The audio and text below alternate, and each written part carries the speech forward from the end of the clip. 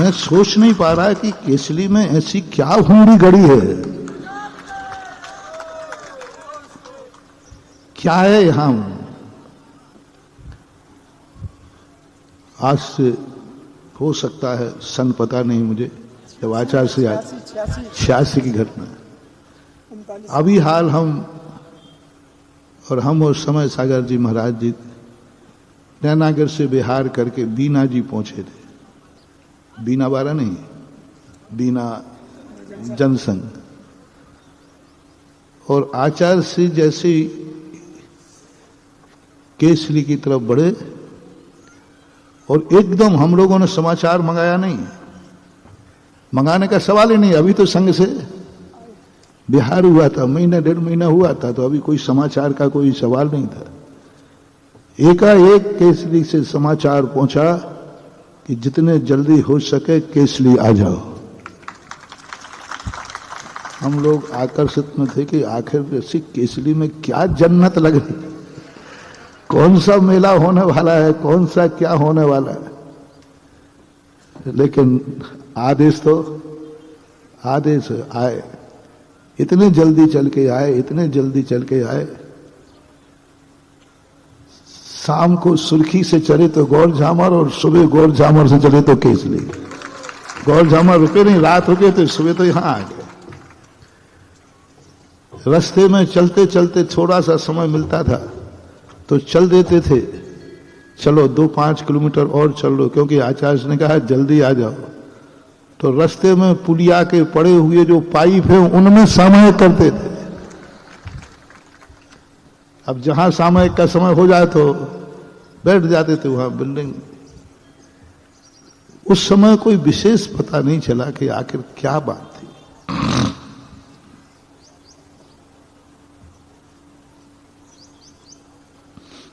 गौर भी नहीं किया। उस समय तो गुरु प्रधान थे, गुरु का आकर्षण था। तो यही सोचा कि चलो अपना पुण्य का उदय आया है कि जल्दी गुरु के दर्शन। सारा का सारा हम लोगों ने अपना श्रेय आने का शब्द गुरु को दे दिया, क्योंकि हमारे गुरु संसार के सबसे ज्यादा एनर्जीफुल गुरु थे। उनसे ज्यादा एनर्जी, उनसे ज्यादा लोगों को आकर्षण करने वाला जीव अभी तक तो इस युग में दुनिया में नहीं। आप भी सहमत हैं कि नहीं? अपने पूज्य गुरुदेव आचार्य विद्यासागर महाराज की जो एनर्जी, जो पावर था, क्या आपने निकट अतीत में कभी ऐसा सुना? आगे की तो अब कल्पना करना बहुत। जो उनकी एनर्जी थी, उनका पावर था, उनका आकर्षण था, उनका ध्यान करने से मन प्रफुल्लित होता था। उनकी आंखें दर्शन कर लें तो आंखें धन्य होती थी, और कानों से आवाज सुन लें तो कानों धन्य हो जाते थे। मुंह से उनकी जय बोल जाए तो मुंह धन्य हो जाता था, और हाथों से यदि पैर छू लें तो हाथ धन्य हो जाते थे। और उनके चरणों पर, उनके कथन पर कहीं पसीने की कमाई धन लग जाए तो धन धन्य हो जाता है। उनसे बराबर आकर्षण जिसमें सब कुछ है, एक चीज नहीं। किसी का ध्यान करने से व्यक्ति को अच्छा लगता है, किसी को देखने में अच्छा लगता है, किसी की बात सुनने में अच्छा लगता है, किसी की बोलने में अच्छा लगता है। लेकिन हमारे पूज्य गुरुदेव सब तरफ से अच्छे थे, और उनकी बराबर एनर्जी भगवानों की मूर्तियों में भी पाना दुर्लभ था, जो उनके पास एनर्जी थी। लेकिन इस बार जब मैं आया हूं, मैं सोच रहा था केसली वाले इतनी मेहनत मेरे पीछे क्यों कर रहे हैं। जितनी मेहनत केसरी वालों ने की है मुझे लाने के लिए, इतनी मेहनत तो चतुर्मास कराने वाले भी नहीं करते। हाँ, चतुर्मास कराते, 1-2 बार आ गए और चले गए। लेकिन इतनी मेहनत 2-3 महीने तो हो गए लगभग। हमें गिनती पता नहीं कि तुम लोग नारियल कितने चढ़ा चुके। इतनी मेहनत में यही सोच रहा था कि इतनी मेहनत क्यों कर रहे हैं, कौन करा रहा है इनसे इतनी मेहनत। मैंने तो इतना हतोत्साहित किया, एक बार तो मैंने कमरे से बाहर निकाल दिया।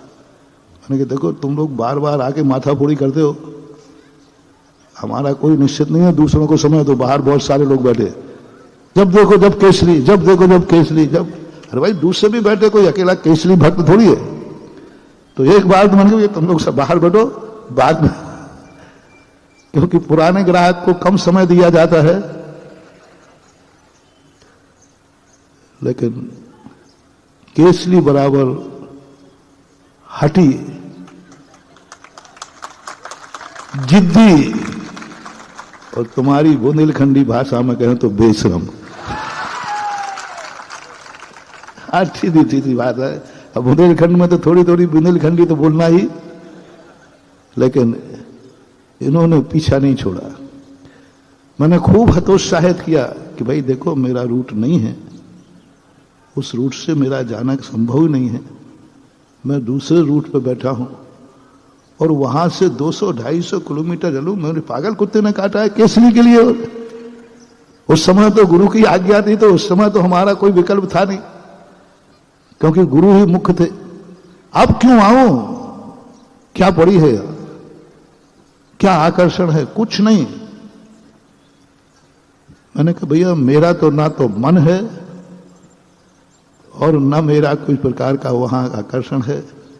तुम्हारी केसरी तुम्हारे लिए मुबारक हो, और हमारे लिए कोई मतलब ही नहीं निकला। लेकिन क्या, कौन प्रेरणा दे रहा था तुम्हें बार बार मेरे आने पर? इतनी जिद्द करके, इतना हतोत्साहित करके, शायद इतना हतोत्साहित मैंने आज तक किसी समाज को नहीं किया। आप लोगों से पिंड छुड़ाने के लिए, उनके केसरी वालों का आना बंद हो जाए, दर्शन करने तो आए, लेकिन मुझे लेने के लिए ना, क्योंकि मुझे जाना ही नहीं है। भी मत लगाना, क्या सोच लिया मन में, जाना ही नहीं। कौन कहां कटनी, कहां क्या, कोई पैदल चलता हूं जी, कोई गाड़ी थोड़ी है।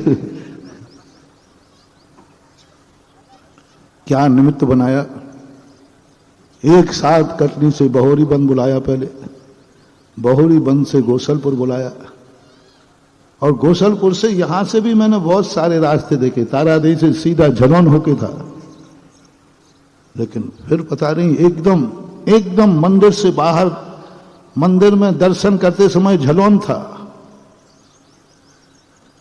और जैसे मंदिर के बाहर चौराहे पे आए तो रामपुरिया आ गया। अब मैं पूरे रास्ते में सोच रहा हूं कि आखिर इस बार क्या है। फिर मैंने सोचा कि शायद आचार्य श्री ऊपर से गड़बड़ कर रहे होंगे, क्योंकि उनका फेवरेट स्थान है केसरी। क्योंकि ऐसे विपरीत परिस्थितियों में यहां पंचकल्याणक हुआ था, वो उस समय के समय एक अद्भुत आश्चर्य हुआ था। गाय और शेर एक घाट पर पानी पिया था केसरी में। संकेत समझ गए होंगे, समझदार हो पुराने लोग। तो मैंने कही शायद अब जब आज मैं यहां बड़े मंदिर के दर्शन किए, झंझना गया पूरा शरीर। ऐसी स्थिति, ऐसा आकर्षण। अब पता चला कि बार बार तुम्हें कौन भिड़ रहा था, वो थे केसरी के आदिनाथ भगवान। तुम्हारी औकात नहीं थी जो मुझे मोड़ दे, ध्यान रखना। केसरी वालों में इतनी दम नहीं है कि मेरे इच्छा के विरुद्ध मुझे मोड़ दे।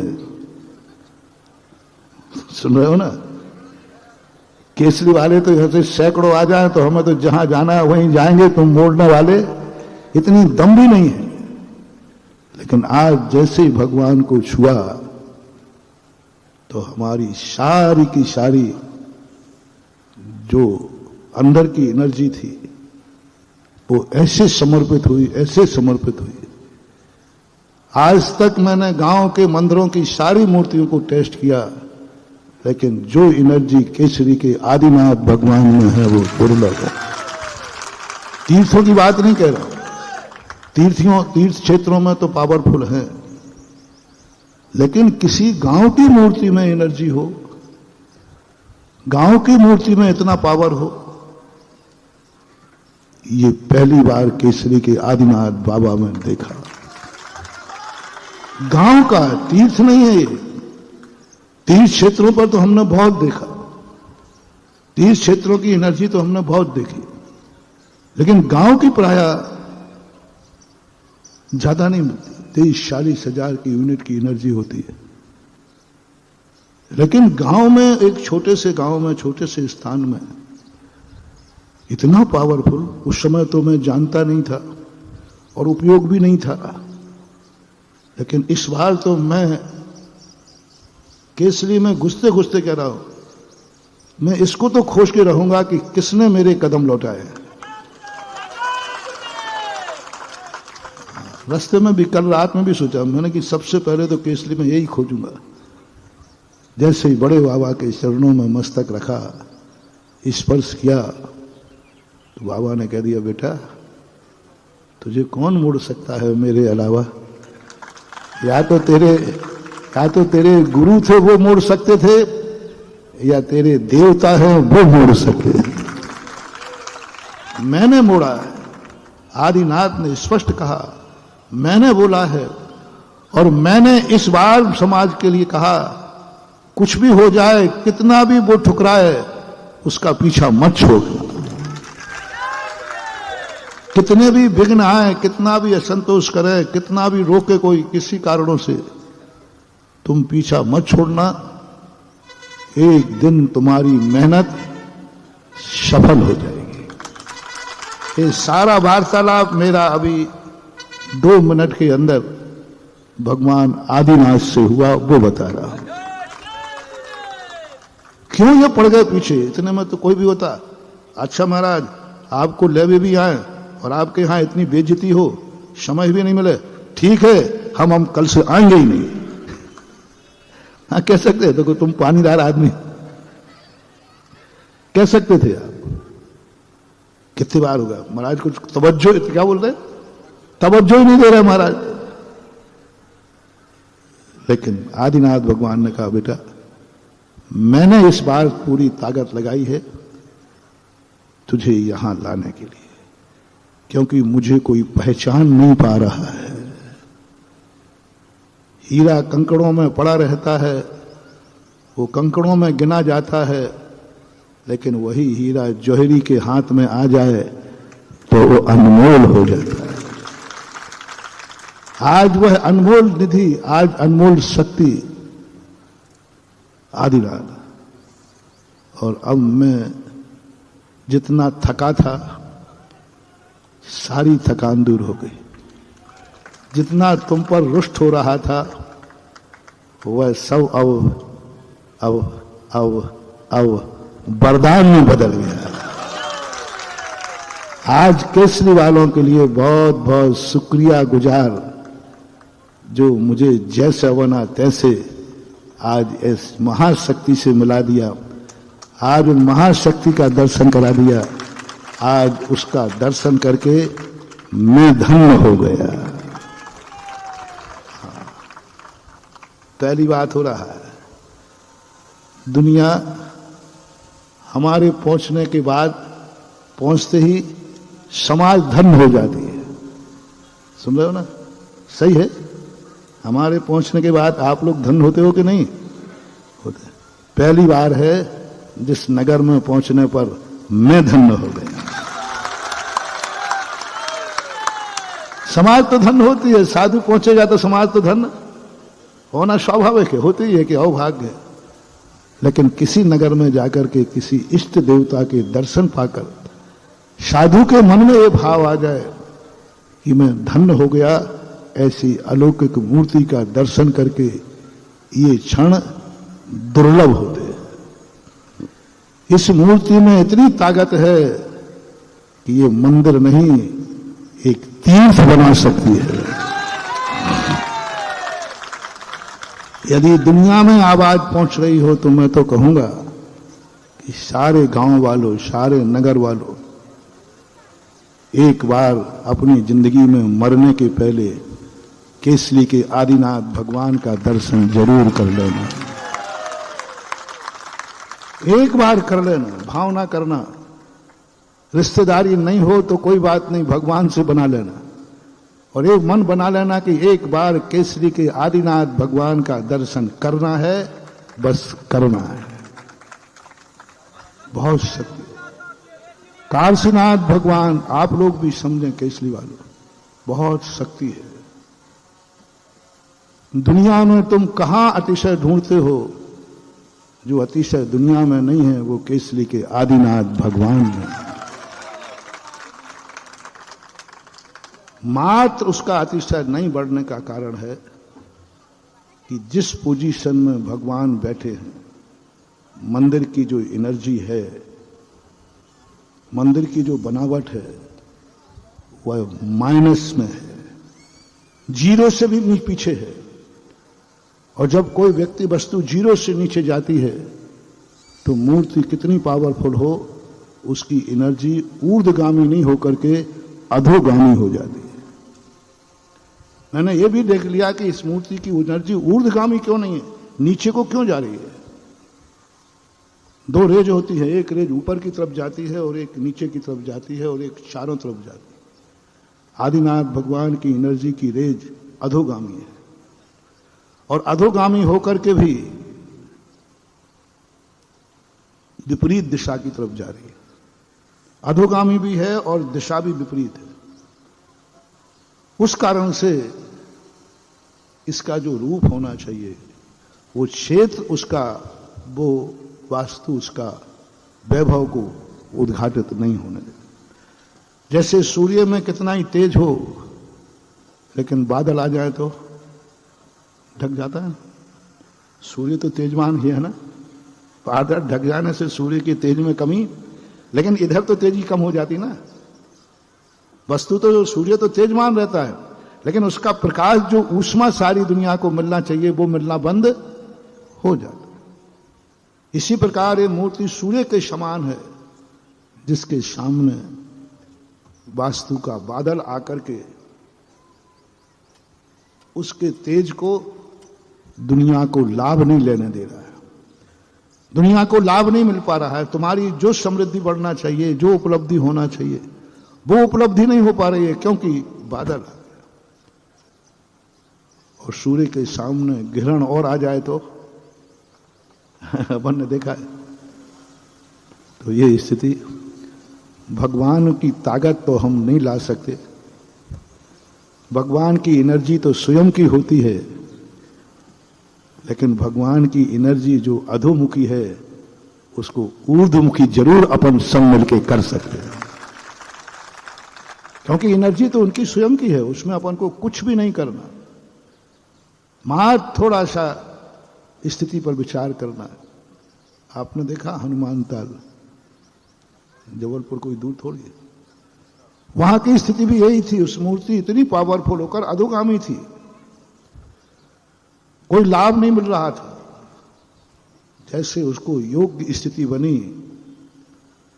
तैसे आज वह मूर्ति तीर्थ क्षेत्र का रूप धारण कर चुकी है। समय आपका आज